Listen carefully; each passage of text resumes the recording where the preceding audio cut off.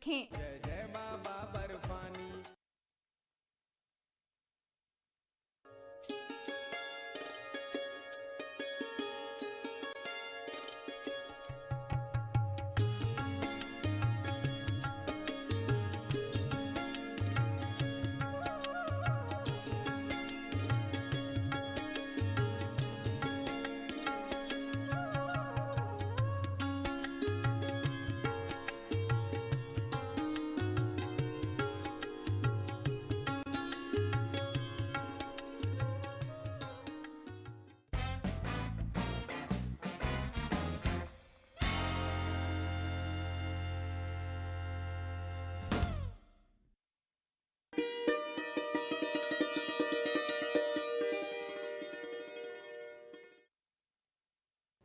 आज की इस महफ़िल में आप खुशामदीद।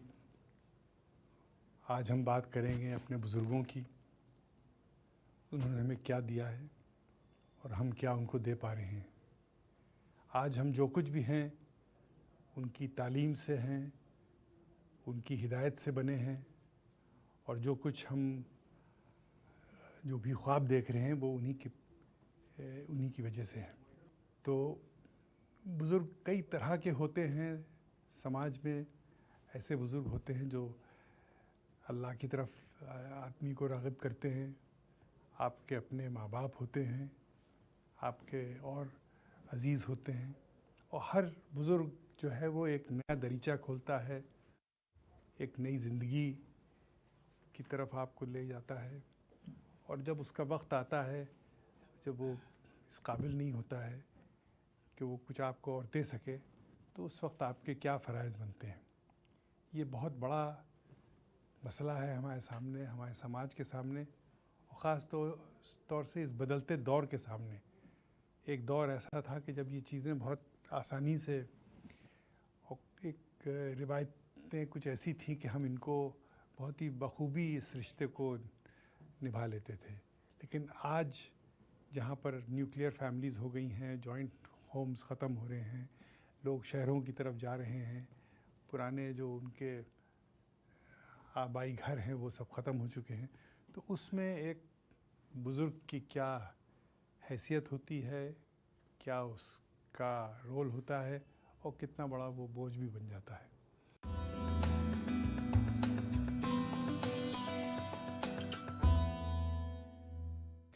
तो हमारे बीच आज बहुत ख़ास लोग हैं।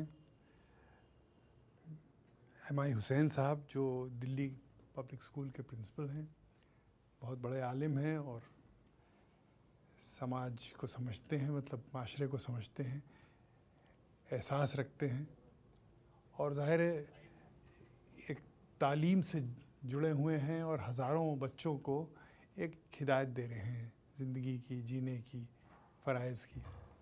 और हमारे बीच में डॉक्टर जी.बी. ठाकुर साहब हैं, जो साइकोलॉजिस्ट हैं, उनका भी इस मामले में दखल है। तो हम आप दोनों साहिबान से चाहेंगे, पहले हुसैन साहब, कि आप कुछ इस पे रोशनी डालें, और फिर हम अपने सामाईन से गुजारिश करेंगे कि वो कुछ सवाल आपसे पूछें और उससे कुछ सीखें आप लोग। हुसैन साहब जी, इस बदलते हुए दौर में और इस दौर कश्मकश में जहाँ बहुत सारी तब्दीलियाँ आई हैं, तरक्की अपने उरूज पर पहुँचने को है और खुशहाली भी है, और सभी माशरों में सभी जगहों पर चमक धमक रौनक, ये तमाम चीज़ें बढ़ी हैं। लेकिन वहीं पर इस दौर में जहाँ पर दौलत की चमक धमक है, उसके अंदर लोगों की इक़दार, वैल्यूज़ में तब्दीली आई है। और इसमें जो पिछला दौर था उसमें और आज के दौर में एक ये बड़ी तब्दीली है कि पिछले दौर में बुज़ुर्गों की जो इज़्ज़त और एहतराम ख़ानदान में, समाज में, सोसाइटी में हुआ करता था, उसमें कुछ फ़र्क आया है और उस पर कुछ शैडो है, और वो इस बदलते हुए दौर की वजह से है जहाँ दुनिया बहुत तेज़ी से बढ़ रही है। जिन लोगों से फ़ायदा है, जिन लोगों से हमें कुछ मिल रहा है, उन लोगों की अहमियत है, और जो लोग एक तरह से रिटायर हो गए हैं और जो बहुत ज़्यादा फैमिली के साथ या समाज के साथ कुछ कंट्रीब्यूट नहीं कर रहे हैं, तो उनको ऐसा लगता है कि वो इतने ज़रूरी नहीं है, जबकि ये बहुत गलत चीज़ है। जो उनका कंट्रीब्यूशन है वो एक यूनिक चीज़ है जो दुनिया में नहीं मिलता। ये लोग ये सिखाते हैं हमारे समाज में कि हम लोग शादी के बाद, बच्चे हो जाने के बाद, हम लोग अगर एग्जिस्ट करते हैं, हमारे एग्जिस्टेंस का मतलब अपने ख़ानदान की खुशहाली, अपने ख़ानदान के मेंबरान की बेहतराई और उनकी तंदुरुस्ती और बका, इसके लिए ही हमारा पूरी ज़िंदगी का मकसद है। और वो उसी पर कायम रहते हैं और ज़िंदगी भर अपने तमाम खुशियों को, अपनी तमाम राहतों को उसका बलिदान कर देते हैं, उसकी कुर्बानी करते हैं और अपने को सेकंड स्टेज पर ले जाकर सब कुछ अपने ख़ानदान की बका और भलाई के लिए करते हैं। ये सबक उन्होंने हमें सिखाया, हमारे सामने वो रोल मॉडल उन्होंने बना और उन्होंने हमें ये सिखाया। तो इस तरह से आज हम उनको कैसे नेगलेक्ट कर सकते हैं, इस पे हमें सबको सोचना होगा और हमें दोबारा उनकी तरफ तवज्जो देनी होगी, जबकि वो बेलौस, उनको कोई लालच नहीं है, मोहब्बत करते हैं। लेकिन हमारा ये फ़र्ज़ है कि हम भी उस दौर में जाने वाले हैं जब हमें भी उसी चीज़ का अगर सामना करना पड़े तो हमारे दिलो दिमाग पर उसका क्या असर होगा। अभी दो बातें बहुत अच्छी हुई, जैसे उन्होंने भी चर्चा की क्यों बुजुर्गों की ये स्थिति है और अभी क्या स्थिति है। अभी इन्होंने भी बहुत अच्छी चर्चा की हम लोगों के सामने कि हमें क्या क्या उनके लिए करना चाहिए और हम क्यों नहीं कर रहे हैं। इसी बात को आगे बढ़ाते हुए मैं आप लोगों के का ध्यान आकृष्ट करना चाहूँगा कि आखिर ये स्थिति जब पहले बहुत अच्छी थी, अब ये स्थिति क्यों खराब होती जा रही है। एक तो उन्होंने भी इशारा किया कि पहले हमारी जॉइंट फैमिली हुआ करती थी, एक दूसरे के ऊपर लोग आश्रित हुआ करते थे, एक दूसरे के बीच सहारा दिया करते थे, अपने परिवार में सब कुछ लोग देखता था कि कैसे लोग बड़ों की कदर करते हैं। इसी को हम लोग तहजीब कहते थे और उसी तहजीब के कारण ये स्थिति बनी हुई थी। इसे हम लोग अपने मनोविज्ञान में कहते हैं मॉडलिंग, कि सभी बड़े लोग एक मॉडल होते थे और जिस प्रकार का व्यवहार छोटे बड़े के साथ किया करते थे वही फिर वो सीखता था छोटा अपने से बड़े के करने के लिए। तो ये एक प्रक्रिया चलती रहती थी। फिर जैसा उन्होंने अभी अर्ज किया कि अब न्यूक्लियस फैमिली हो गई, किसी के पास इतना समय नहीं है कि वो बच्चों के साथ इतना समय दे सके। पति भी काम करते हैं, पत्नी भी काम करती हैं, आया घर में बच्चों की देखभाल करती है। बच्चे जब आते हैं तो उनके प्यार करने के लिए भी उनके पास समय नहीं होता। तो यही जब एडोलेसेंस में आते हैं, किशोरावस्था में आते हैं, हमारे प्रिंसो साहब इन सारी चीज़ों को अच्छे ढंग से डील करते हैं। उसके बाद जब वो युवा होते हैं तो वो अपने ढंग से सारी चीज़ों को सीखते हैं और इन चीज़ों के बारे में वो ध्यान नहीं रख पाते। और जब ऐसी बातें उनके साथ नहीं होती है तो उनके पास कोई बुज़ुर्ग नहीं होता है जो अच्छी कहानियाँ उनको सुना सके, उन्हें लोरी सुना सके, उन्हें बड़ों के कदर करने का, सेवा करने के असर के बारे में बता सके। जब कोई बताने वाला नहीं होता है, उनका पीयर ग्रुप इसकी ओर उनको मुखातिब नहीं करता। तो एक तो ये प्रमुख कारण है जिसके लिए कि ये स्थिति अभी होती जा रही है। अभी आपने इस नाजुक और गंभीर मौजू पे ठाकुर साहब को सुना। बुज़ुर्गों का मसला वाकई बहुत अहम है और क्या इस बदलते हुए दौर में हमारे फ़राइज़ बनते हैं और बुज़ुर्गों के भी क्या फ़राइज़ बनते हैं, क्योंकि बुज़ुर्गों को भी एक हद तक दिलचस्पी रखना चाहिए अपने परिवार में। उनको ये नहीं, उनके अंदर टेंशन नहीं पैदा होना चाहिए। बाज़ वक्त बुज़ुर्ग भी टेंस हो जाते हैं कि हम कहीं बोझ तो नहीं बन रहे हैं, और बच्चे भी इस टेंशन को महसूस करके बाज़ वक्त कुछ बच्चे ऐसे हैं जो इसको कायदे से समझ नहीं पाते हैं और फिर अपने बुज़ुर्गों को एतराज़ उनके ऊपर टिप्पणी करना शुरू कर देते हैं। फ़ारसी का है शेर, ख़ताए बुज़ुर्गन गिरफ्तन ख़ता, मतलब बुज़ुर्ग की गलती को पकड़ना सबसे बड़ी गलती है। तो ये चीज़ें हैं जो हम भूल जाते हैं, नज़रअंदाज कर देते हैं। तो हम अपने सामाईन से पूछना चाहेंगे कि आप लोग क्या सोचते हैं। राम, आप बताइए। बुज़ुर्ग जो अपने होते हैं उनकी इज्जत और उनको प्यार से बच्चे की तरह रखना चाहिए, क्योंकि उनकी जो उम्र होती है बच्चों से भी नाजुक हो जाती है ढलती उम्र में। क्योंकि बुज़ुर्ग जो अपने माननीय पिता के समान पिता होते हैं, भगवान होते हैं। इतना ही कहना चाहता हूँ बस। शाम। मेरा ये मानना है उनका बुज़ुर्ग होना उनकी गलती ना होके एक उम्र का तदबा है। तो इसमें ना तो हमारी गलती है ना उनकी गलती है, गलती सिर्फ समय की है और हमारी सोच की है। अगर हम उन्हें बुज़ुर्ग ना मान के अपने साथ हर कार्य में मुताकिल करें, उनसे हर मसले पे सलाह लें, तो उन्हें भी, हालांकि उनसे कुछ काम ना करा के अगर उन्हें व्यस्त रखेंगे तो उनकी सोच में थोड़ा परिवर्तन आएगा। उन्हें इस बात का एहसास होगा कि हाँ, हमारे भी घर में कोई इज़्ज़त है।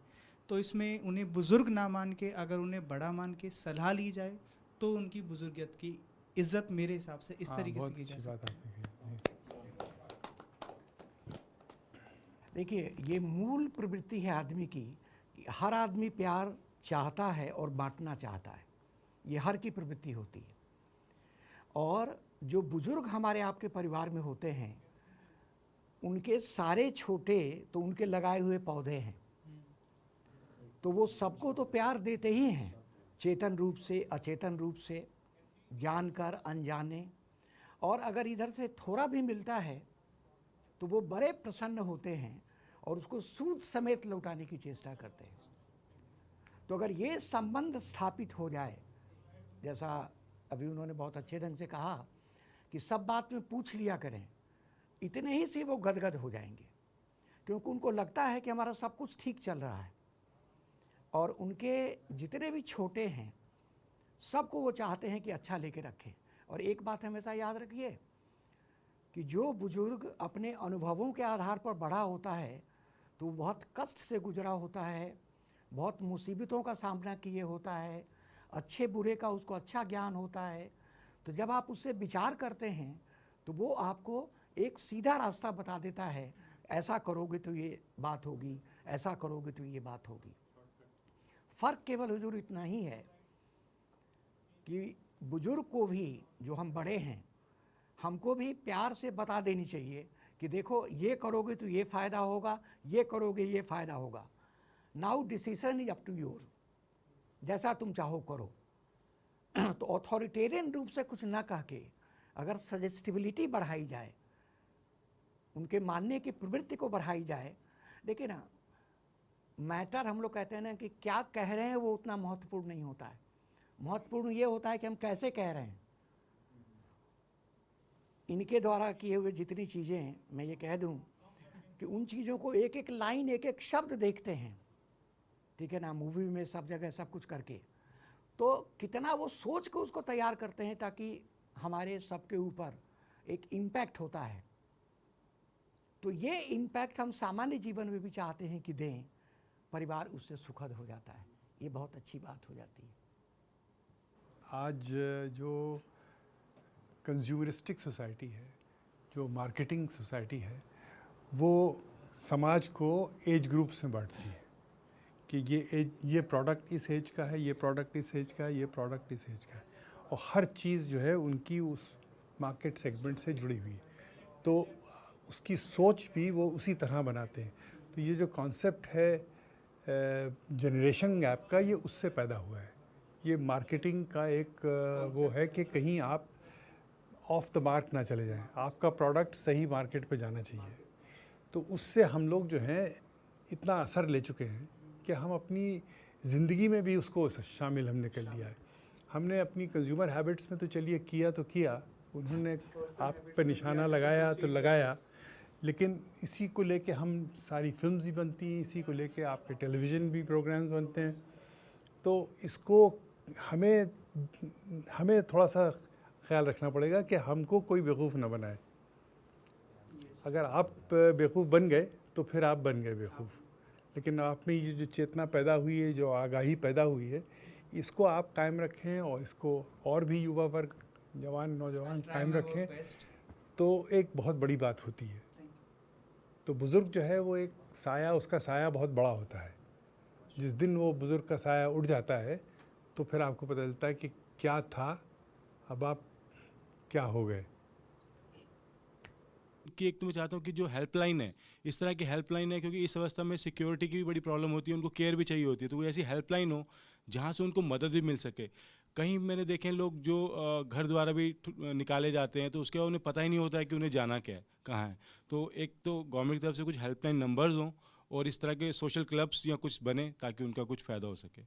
जो बच्चे बोलते सही है वो उन्हें गलत ठहरा देते हैं कि ये बात गलत है, और बच्चों को मन में दुख हो जाता है तो वो उनसे थोड़ा दूर दूर रहने लगते हैं, उनसे कोई बात नहीं डिस्कस कर पाते। बस मैं यही कहना चाहती हूँ। Thank you. मैं अपने बुज़ुर्ग के लिए ये कहना चाहूँगा कि सर वो अगर हम कुछ कहते हैं और अगर वो गलत कहते हैं हमें कि गलत कर रहे हैं हम, तो उनके थ्रू से गलत होता है इसीलिए वो कहते हैं, बट हमारे थ्रू से अगर हम सही करते हैं और वो गलत कहते हैं कि गलत है, तो वो गलत है, क्योंकि उनके दृष्टिकोण से वो गलत होता है। वो हमारे पूर्वज हैं और वो पहले गुजर चुके हैं उस माहौल से, तो हमें मानना चाहिए कि हम गलत करते हैं, और हम मानते नहीं, इसीलिए वो नाराज़ हो जाते हैं और वो बाद में ऐसे करते हैं। इसीलिए ऐसा नहीं करना चाहिए, उनकी बात को हमें मानना चाहिए और देखना चाहिए आगे कि हम कुछ आगे सुधार सकें।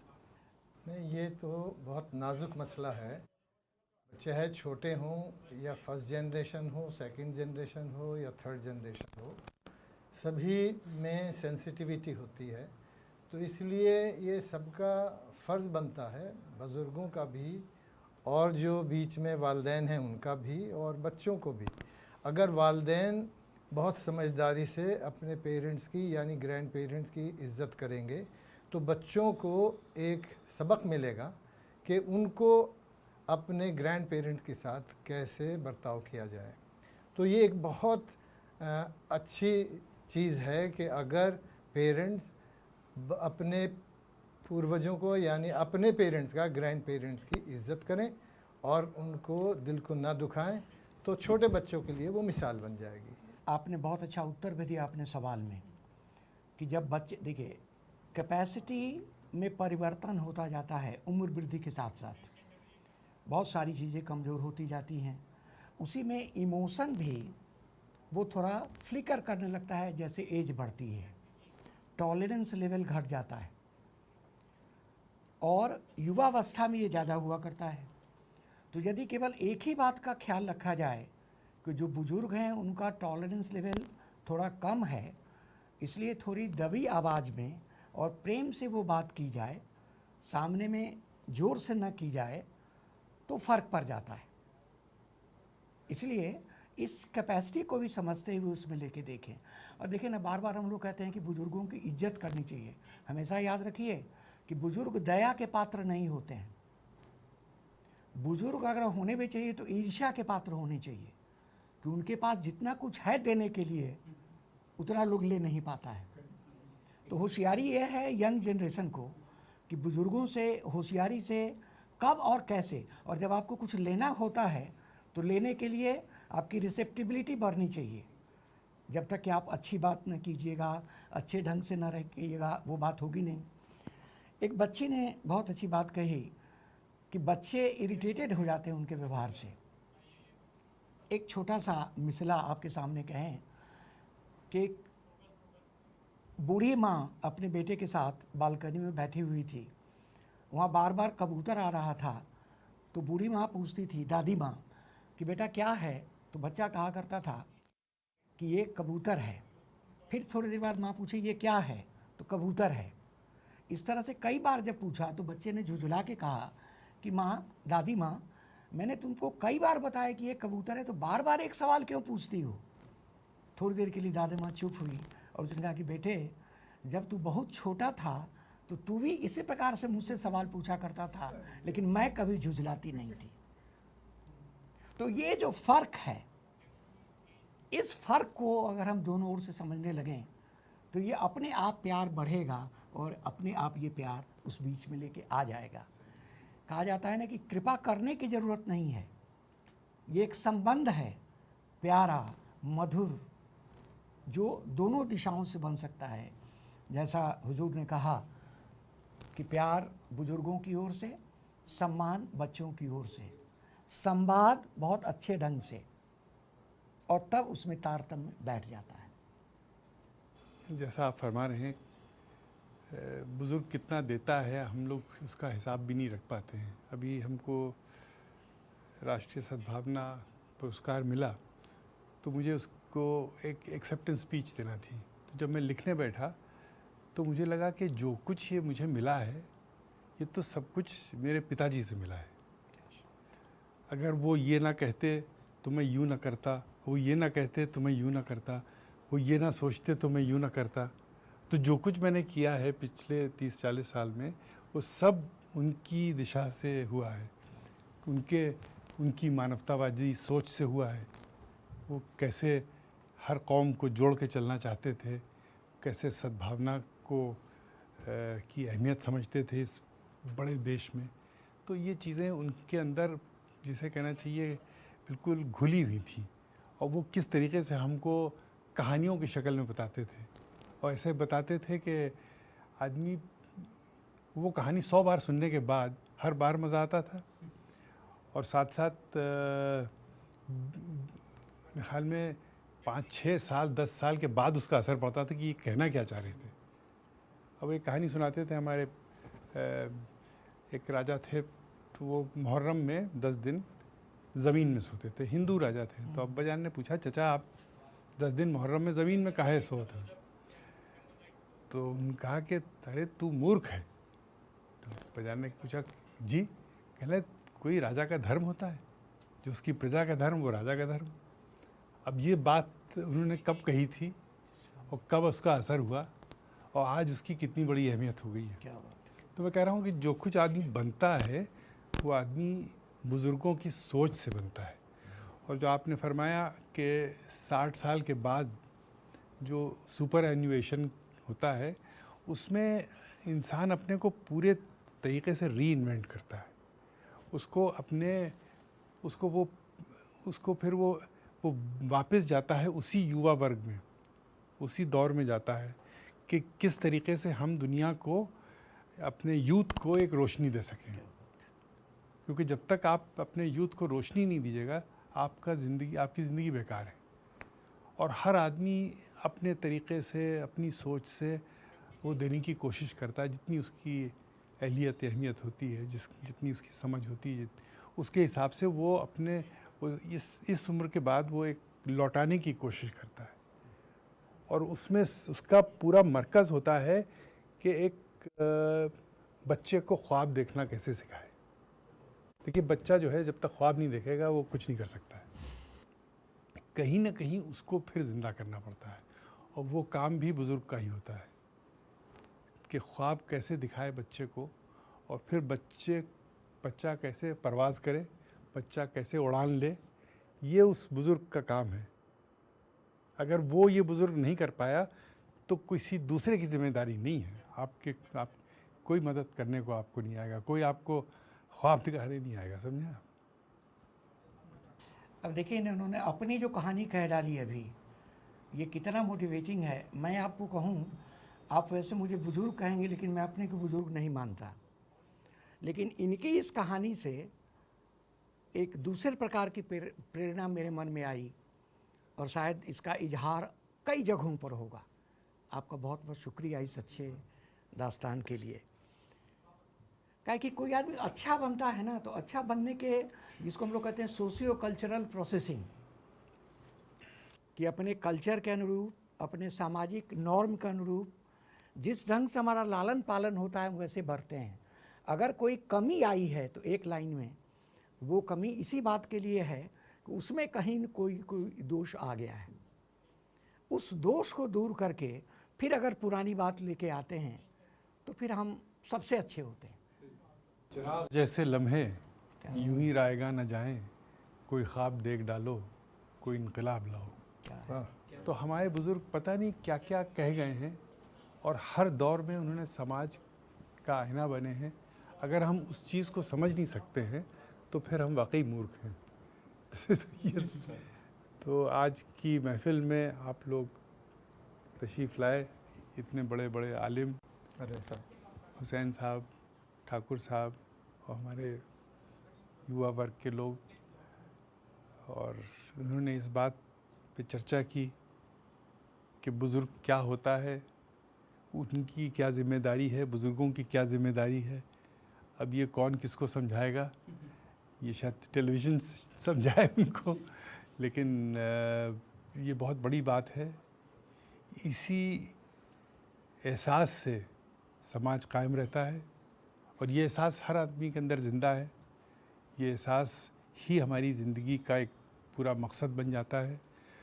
और जिस समाज में ये एहसास ना हो वो समाज एक तरीक़े से मुर्दा समाज है। सिर्फ हम लोग कंज्यूमर हैं, सिर्फ ख़रीदार हैं। हम लोग कुछ नई चीज़ नहीं कर सकते हैं, हम ख्वाब नहीं देख सकते हैं, हम कोई इनकलाब नहीं ला सकते हैं। बहुत बहुत शुक्रिया आपके यहाँ आने का। बहुत बहुत शुक्रिया।